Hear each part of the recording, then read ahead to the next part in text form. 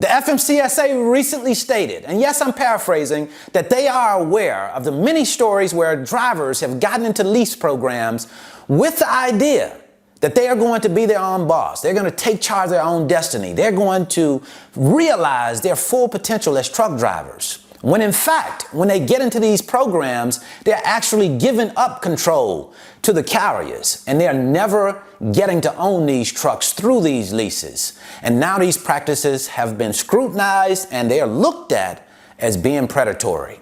And now the FMCSA has designed a task force to look into these acts, to these procedures, to find out whether or not it should be limited or actually eliminated moving forward, these truck leasing programs. Let's talk about it. Let's get into it. Now today, for the purposes of this video, we're talking about two types of leases. One is a lease where you go to a dealership and you buy or you lease the truck directly. The other is you go through a carrier. The carrier has the truck and you lease the truck through the carrier. This is called being leased on to the carrier. But here is the problem with this type of agreement.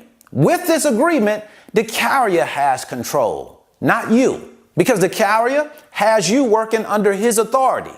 So that means he controls the truck, he controls the loads, and yes, he controls your money. And under that type of arrangement, you're really not an independent contractor. Not really. You're more so an employee, just without the benefits that employees get. Now, maybe that wouldn't be so bad. That arrangement wouldn't be so bad if they were dealing in fair business. But that appears to be the problem, because these leasing agreements, they start out really well.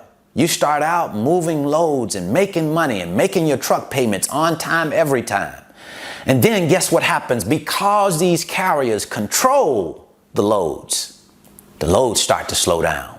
They start to say, oh, we're losing customers and we're not able to give you as many loads. Now you can't pay for your truck.